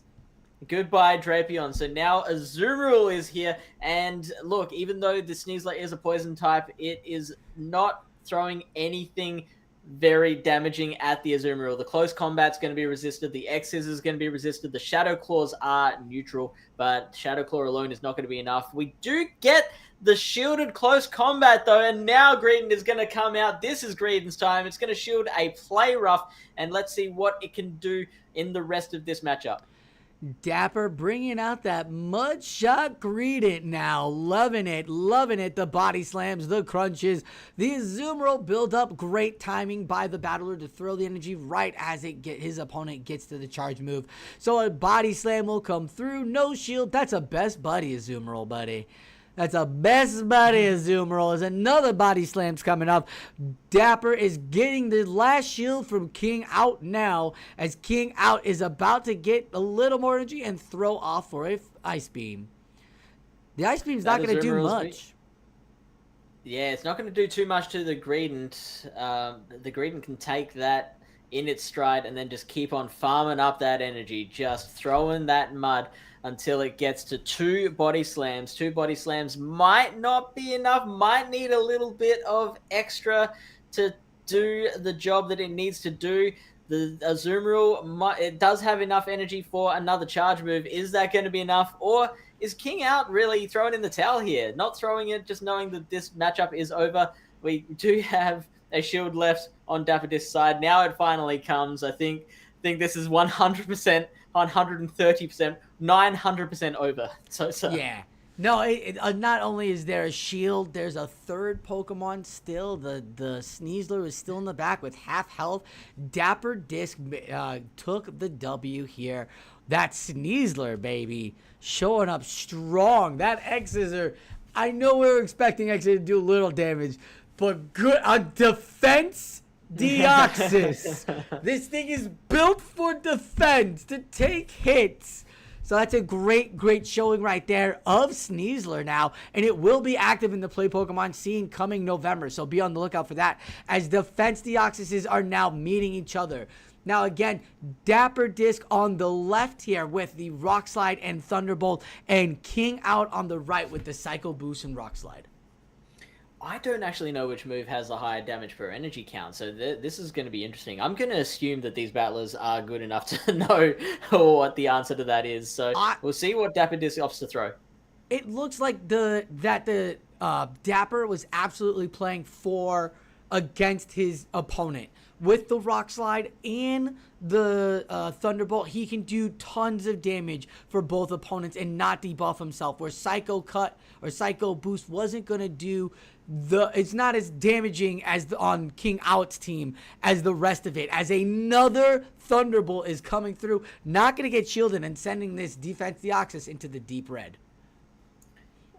Now, this is an interesting one, because I would have personally gone for 2 Rock Slides here, because we know the Thunderbolt isn't enough, but you can see why these guys are on the battlefield and not me, because that has put the charge move comes through, and that's going to force the shield before we get the counter down. So they were going for the counter down, but it didn't pay off. The charge move came through and forced a shield on that side, meaning that the Pelipper now has to come out and finish the job. Is going to have to shield a Rock Slide of its own. There's energy being thrown every which way, Sosa. I love this play here by Dapper, giving the shield, because now he got the shield in return, as the Pelipper did not want to see the Rock Slide, but going straight for that Hurricane Fish. We've seen nukes land around without shields before. The Hurricane will take the Dugong to the deep yellow. Oh, it makes a catch! Icy Wind is going to land on that Azumarill, and I'm going to get frogged in the throat. So King Out decided that the Pelipper still has plenty of play left in this battle, so doesn't want to lose it just yet. The Azumarill is going to now take on this Greedent once again. This is round 2, and with a debuff as well. So it looks like the ball is in the Greedent's court. It is all coming up Millhouse for Dapper Discs. It is all coming up Millhouse for Dapper Discs. Let's see if Greedent will give us that friendly little head shake it likes to give before it throws. No head shake. The body slam goes through. We saw what body slam did before, and I find it very interesting that Dapper isn't going to throw the crunch for any debuff abilities. Going straight for the body slams and understanding that the energy preservation and the energy per damage is more important right now than trying to proc a debuff here. As the play rough is going to go through and go against this Greedent, which just, I mean, Fish, ever since this smiley little wood tree forest has come into our lives in the battling scene, it literally just sits there and soaks up damage. It's like Chucky. It murders you while it's got that grin on your face. Like, hey, and it like doesn't help that even like the point of it like goes up too. The little fur ends of it like look like a tip of a smile as well. Oh my goodness, wombo combo. Dapper cannot stop coming hard onto King Out as an Icy Wind will now debuff and get the last shield off that Pelipper. Pelipper though now is loaded with energy, Fish. Going for the Hurricane. The Hurricane is going to take out that Dugong. Dugong will no longer have a part to play in this battle, and that will end the battle for King Out's side. No, there is still more to come. The Greedent is going to come back out, and the Weather Ball is going to potentially finish that thing off. It didn't have much HP left. Yeah. Didn't have much HP left. We lost King Out. Looks like he's not done. Looks like he did just give up. There were 2 or 3 body slams ready to go. Or there was 1 body slam and 2 taps ready to go. We got 3 extra taps right there. Let's find out if that's going to get into the next body slam. Is it in time? No! The Azumarill gets to the Ice Beam first! That is huge as King Out will knock out this Greedent from Dapper Disc and get the point for Flash4Everyone. Azumarill having the last laugh. It's like Happy Gilmore getting the best of that clown at the mini golf course. It's like it knocked off its nose, and it has gotten the job done. It has the last laugh. Who's laughing now, clown? Who's laughing now, clown? That's right, the Azumarill showing why it has always been one of the top tier meta picks for us. It is back, it is great, it is healthy, and we've got one more matchup here as King Out versus Dapper Disc is going down. It has been back to back. We are in battle 4 of these matchups, and this is down to the wire. If he comes out, we can end in a tie as it again defends the Deoxys on defends the Deoxys, Fish. Oh, so how's that Umbreon matchup you were doing? Look, I think this is a little more exciting than the Umbreon. I'll give you that. At least it's no Basti matchup. Remember those days? Oh my goodness, Basti on Basti action. I'm so afraid of the Basti Carbink metas that we're gonna see. The Basti Carbink, matchups that are just bound to happen as a Thunderbolt is gonna go on to this Defense Deoxys, knocking King Out's Defense Deoxys to the yellow as another Rock Slide will take this Dapper Disc Defense Deoxys into the yellow itself now, but it had to go to 2 as another Thunderbolt here will force the King Out to give up a shield or say goodbye to Defense Deoxys. Say goodbye. Oh no, still alive. Opting to play it the same way. That Thunderbolt just isn't enough, and that counter down is not going to work. So we're seeing the exact same thing happen as last time, where the Rock Slide's going to come out, going to force the shield on Dapper Disc's side, and now the King Out Deoxys is going to go down. Now Azumarill is going to come out and have to wear this Thunderbolt. So this will take a lot of HP off of the Azumarill.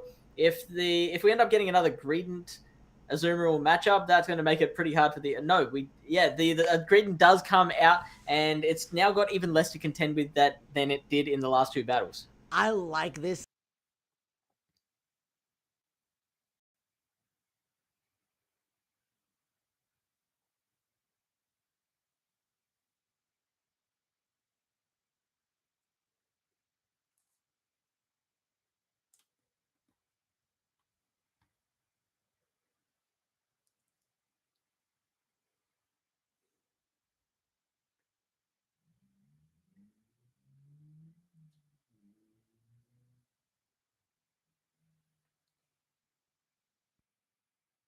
So I'm gonna have to let you know my sound is just turned off. So I'm kind of waiting for. I'm watching your lips and trying to tell when you're when you're not when you've stopped talking. So I'm just gonna keep powering through like nothing's wrong and see if we can make this work. So we get the icy wind coming through on the Pelipper.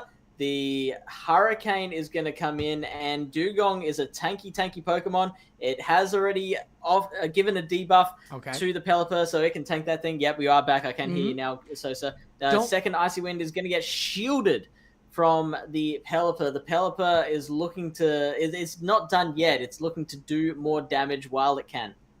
Double debuff, going for the Hurricane. Now the Weather Ball... Oh, no! No, Dapper's gonna let it go. This is double debuff Hurricane, and there's tons of energy again.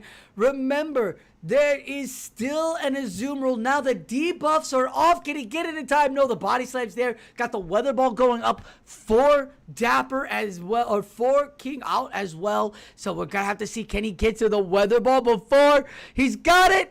Can he get to the Hurricane before the Body Slam?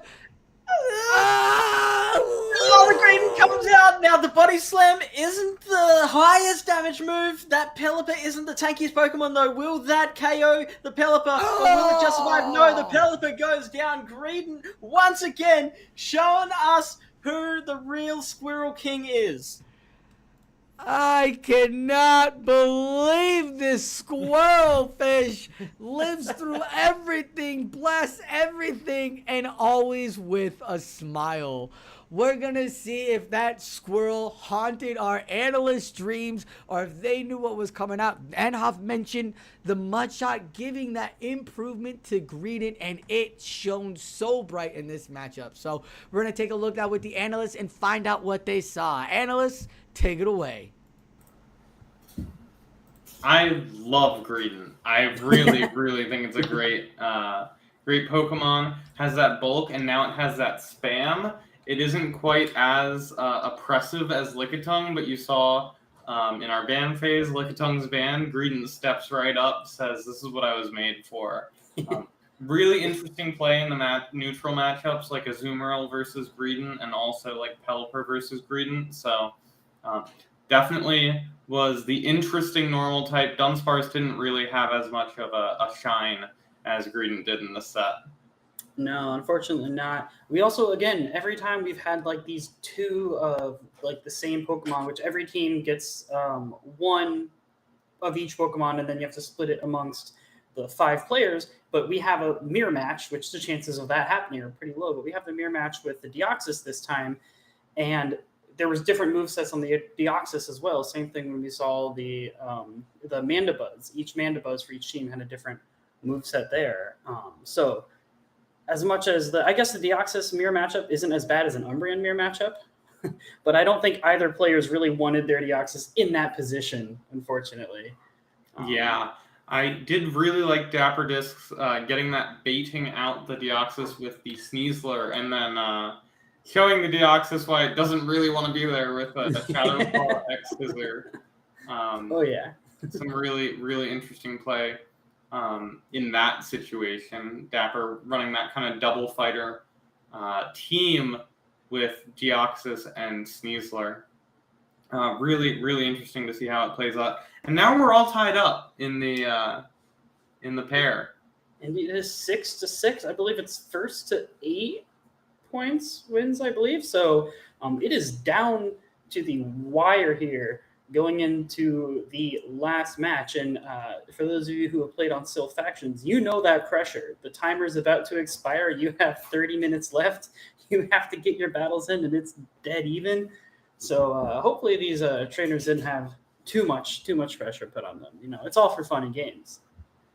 And now we'll have to see what these two teams look like, and we have, I think, the first Carbink we've seen tonight, right? From Cali Dab. Yeah, I don't think there was a Carbink on Flash's team, actually.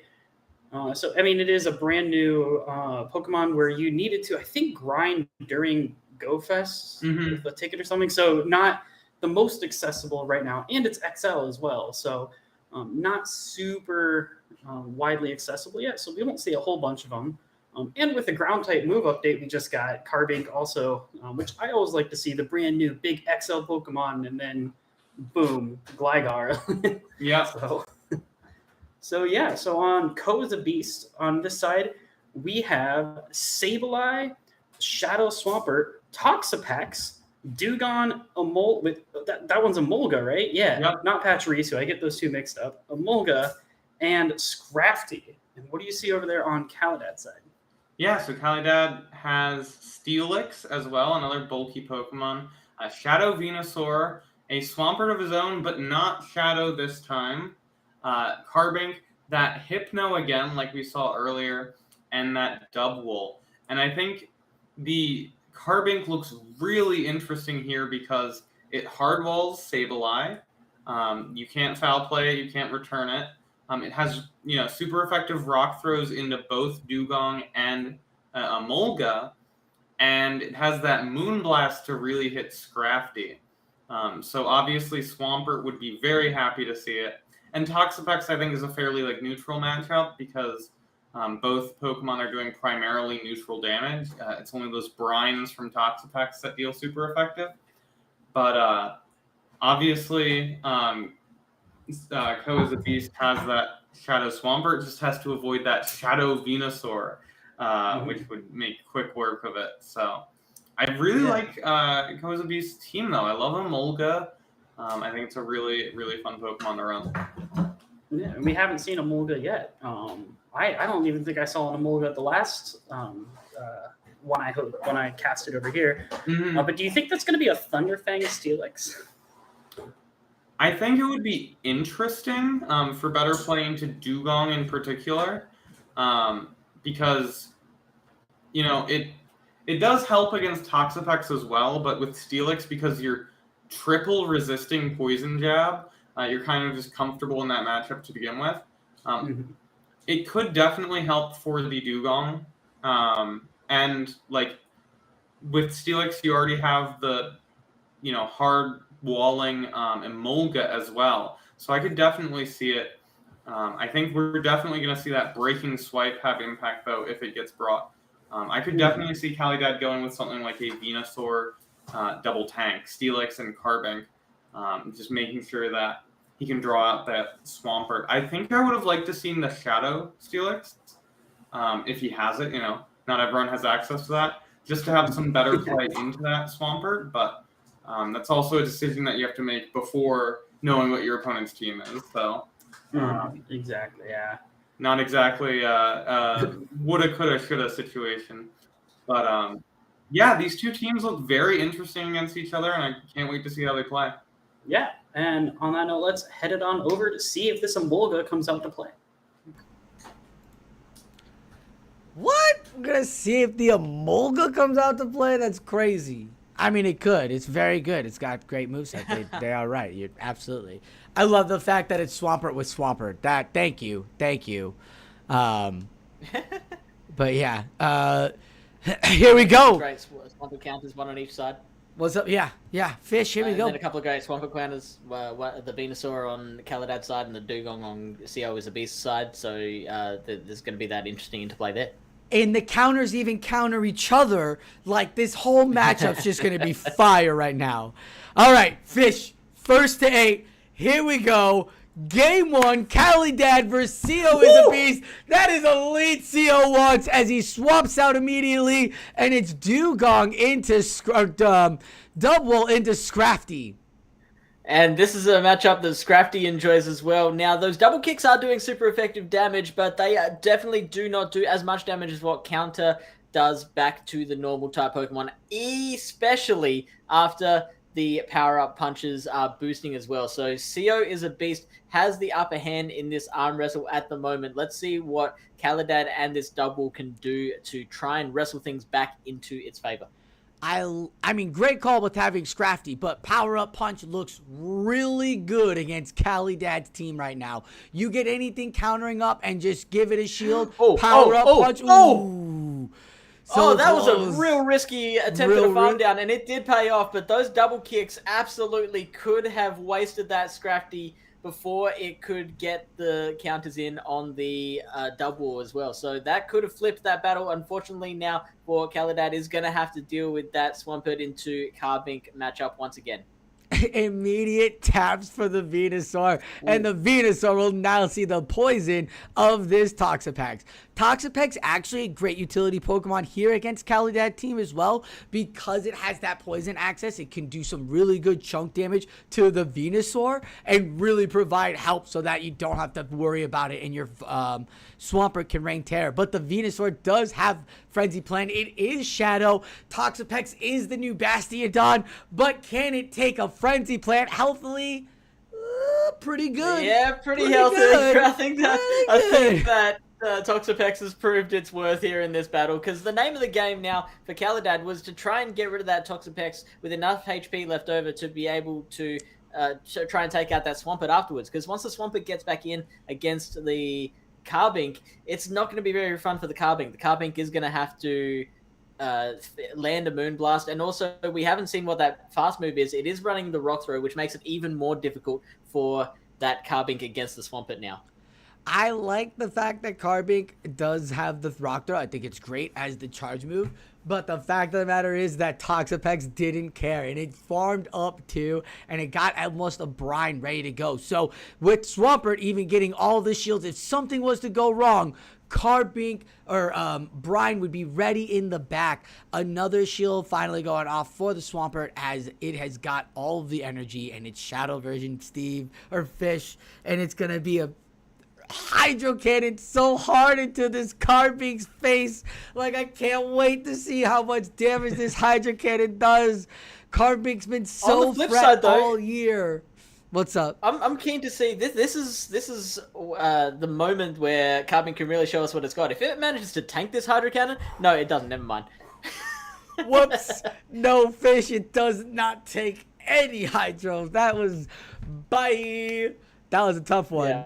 But if it had, it was really close to that Moonblast though. So if that would have been like the moment, we would have put that all over social media. Like that would have been the moment we were like, this is how dangerous and busted this Pokemon is. If it had tanked that Hydro Cannon and then fired off the Moonblast and overcome that Shadow Swampert, that would have been absolutely craziness. There'd have been a reason why I was #1. As the Swampert now swaps out for the Carbink lead, and it's still Scrafty lead for CO is a beast.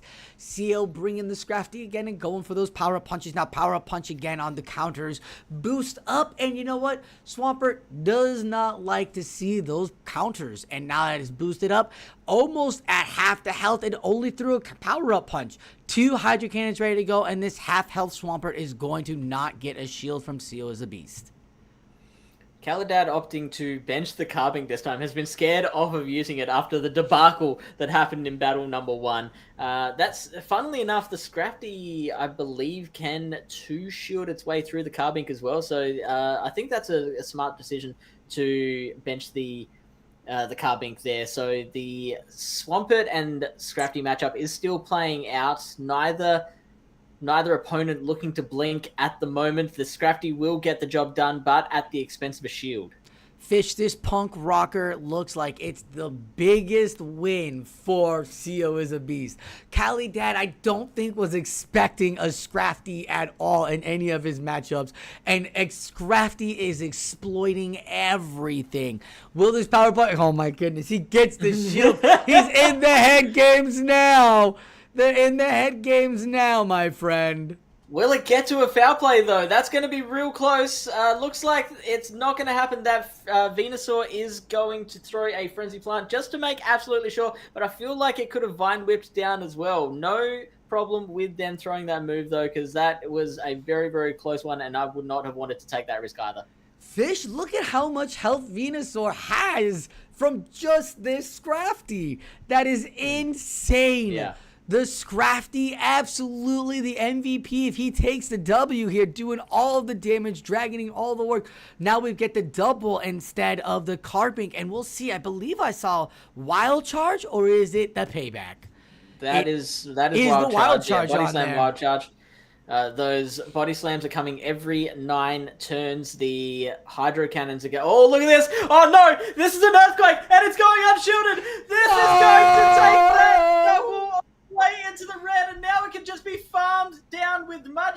the body slam, the first body slam doesn't even come through. The Swampert has absolutely clinched this. For CO is a beast, and the Flash4Everyone team. The Hydro Cannon needs to be shielded by the Venusaur, and now that Toxapex is going to come out and just be on cleanup duty. We've seen it all night.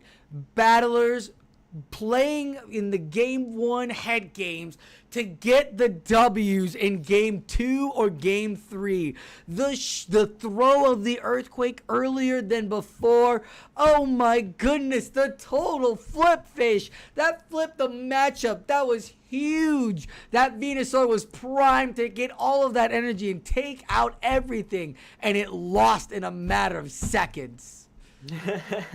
Yeah, easy come, easy go. Now we see, the Dugong Venusaur. Now, Dugong really likes when shields are up. So if shields were down, Venusaur would have the better of this matchup. With the shields up, Dugong is going to Ice Shard and Icy Wind its way to victory.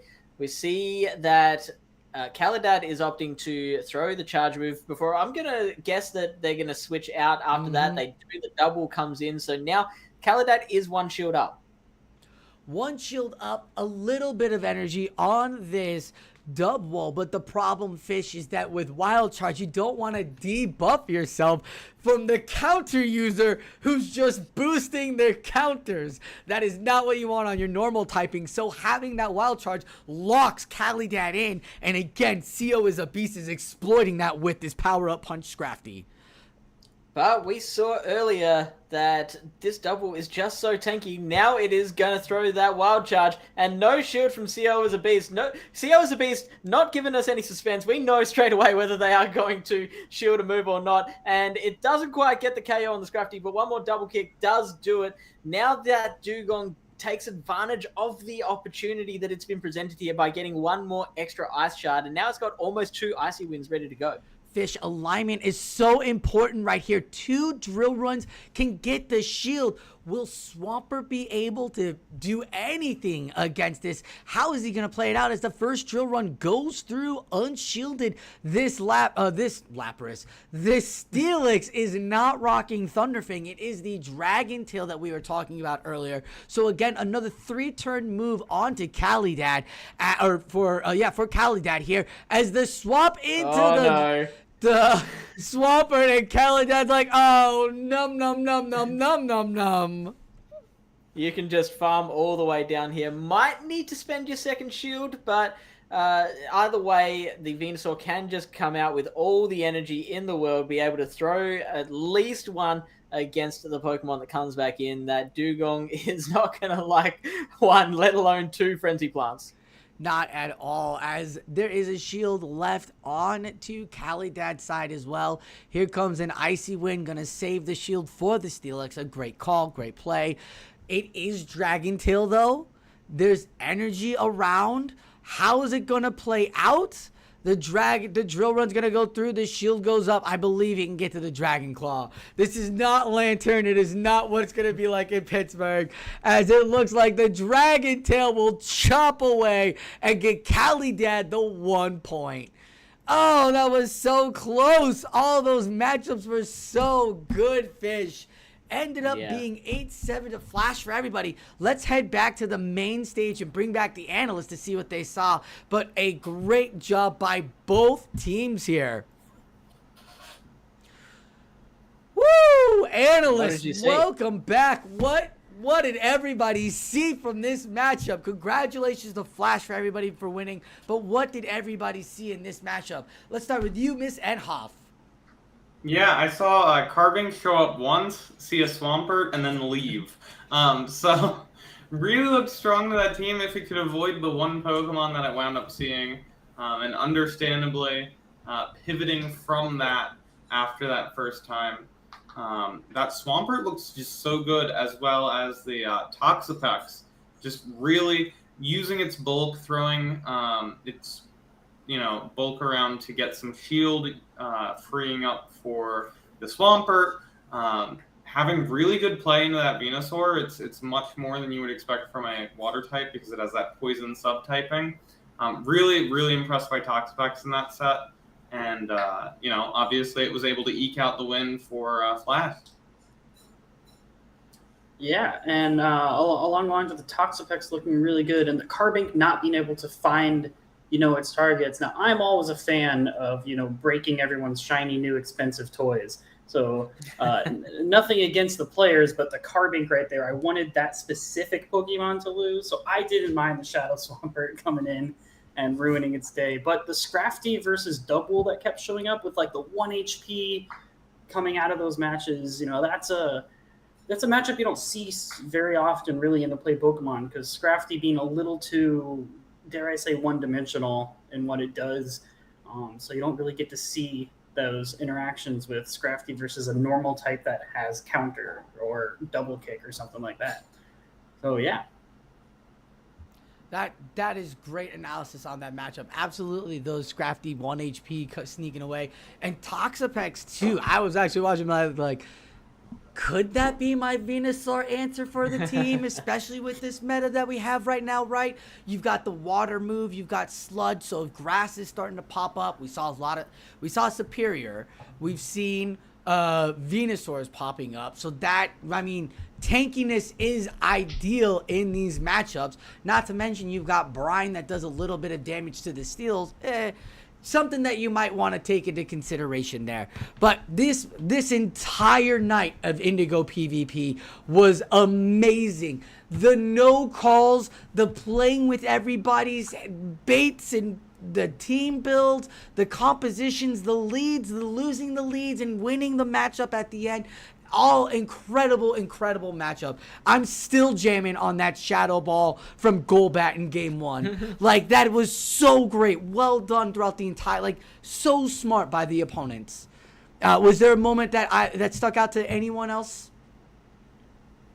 That earthquake in that last set, obviously a big boom moment. I thought it was nerfed, I thought Earthquake was supposed to be not dealing any damage now. It was. It didn't KO the Pokemon. It at least left the Pokemon to throw the charge move with 10 health left. Anybody else with anything that caught their eye tonight?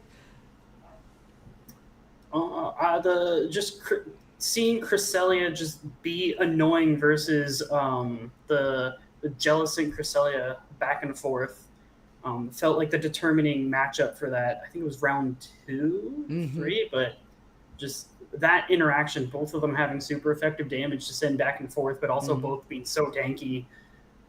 So just those tanky yet interactive matchups tend to be kind of, and I don't play Ultra League or Master League, so I don't know how common that is in the rest of the game. So it's interesting to me as a Great League player. Well, as a Great League player, you should know that tank is now the way to go. If we haven't watched so many years now, the tankier, higher defense Pokemon, the sooner that'll be in your matchup, because it can flip whatever matchup it is. That's why Diggersby is up now. Diggersby stock boosted up a ton with this new boost, because it has that tankiness. Greedent's tankiness, Azumarill's tankiness. If we look at the top 12 again, 1, 2, 3, 4, 5, 6, I would say 6 Pokemon are super tanky there. Out of all the top 12, like half of the Pokemon tankiness is a thing. So I'd say the thickness is there if you want thick. Yeah? Yeah, certainly. Bulk is king in the current way that Pokemon Go PvP works. Yeah. So that's just great to see a bunch of tank Pokemon. That Cresselia Greedent was a definitely great matchup too, because Cresselia is number 1 in Spice Cup right now. I believe it is for Spice Cup for Flash4Everyone. So it's a good little practice to see how that one plays out. But that being said, great battles from both teams. This was an incredible night of matchups. Thank you so much to submitting and being a part of it, to Flash4Everyone team, and to the San Diego Pogo PvP players. Now I'm going to give our casters just their few due diligence seconds of, letting us know where we can find them, where we can see them, and how you can follow all of their amazing stuff, as these are incredible community leaders here in our battling scene. So let's start off with Mr. FishOnAHeater, and go with you, sir. Yeah, I help run a community called Pallet Town PvP, which is dedicated toward growth in Pokemon Go PvP, helping each other get better at the game, and just helping develop a love of the game. So we're on YouTube, Twitch, TikTok, and there is a Discord server as well. It's all just called Pallet Town PvP. And that's the only place people can hear your lovely voice? I keep on forgetting GoCast. That's so big. That's the thing that most people would know, right? Yeah. The GoCast podcast with DeFi250, Play Pokemon Shoutcaster. So we have a PvP focused show within the GoCast podcast feed. It's called PvP Corner. So generally about an hour a week. We often get guests on from within the PvP community. Check us out there. Yeah, I was like, man, that's like, I guess it's like just you and your friend just talking for the last 3 years now. It's like GoCast, whatever, PvP. But yeah, anyways, that's where you can find Mr. FishOnAHeater. Go check him out. MrDoctorPants, let's get with you, sir. You can find me mostly right now on YouTube under the same name. I got a lot of things in the work that are coming. So if you're interested in things that aren't hyper meta, and things that make you think outside of the box and different ways of building team comps, then definitely follow me on Twitter. We got some stuff in the works. If you've ever heard of Specialist Cup, you might know what I'm talking about. And yeah, weird random off meta stuff when you got your fill of listening to people narrate Metacham battles and you want to come see I don't know what I'm going to be running next. I don't know. Superior is not even spicy anymore, so I really got to reconsider this whole thing. Aww. But come check out the weird stuff on YouTube. Oh, wrong way, that way. Kick it off to Miss Nhoff. Number 7 of 2024 Pittsburgh Regional. Sorry, it just happened. We're so excited. Of course. Yeah, you can find me on Twitch and Twitter both. Twitch at Nhoff. I stream 5 days a week most of the time, 9 a.m. Eastern time. And then on Twitter as Goddess Nhoff. I've been working recently on some new content on that side, doing some one-sheets of some successful teams in Play Pokemon. So really always looking for some feedback there. If people want to follow me, let me know what they think. Yeah, absolutely. Go follow Miss Nhoff if you're looking for any sort of statistics or analysis. She breaks it all down to the nitty gritty, like the micro, the macro, the stats. It's all there. She's so good. So, Miss Nhoff on Twitch and Twitter. Thank you, MrDoctorPants on Twitter, and you'll see stuff coming up. And then Mr. FishOnAHeater at Palatown PvP and at GoCast and Twitch and Twitter as well. So all those links will be down below on the rest of this. But thank you everybody for coming out, and a big thank you to First Olympian, my editor in man behind the scenes, putting it all together. So appreciate him for getting us these videos out for us. Thank you again to all the battlers for being a part of this. Thank you to the team captains for taking their time and helping us sort through this. If you'd like to be a part of the Indigo PvP, you can DM me at the Twitter or find me in the Flash4Everyone Discord and reach out to me. I'd be happy to add more teams, as we'll be doing at least 2 of these once a month. That's going to wrap it up for us here tonight. Thank you, everyone, for being a part of this. Thank you, casters, for joining me tonight. Thank you, crew, the battlers, for being and battling. Thank you, audience members, for enjoying us. I love the hype. The chat was so great. Appreciate all of you. Thank you all for watching the Indigo PvP here at the Poke Battle Network. I'm SosaFlo, and like always, and keep on battling.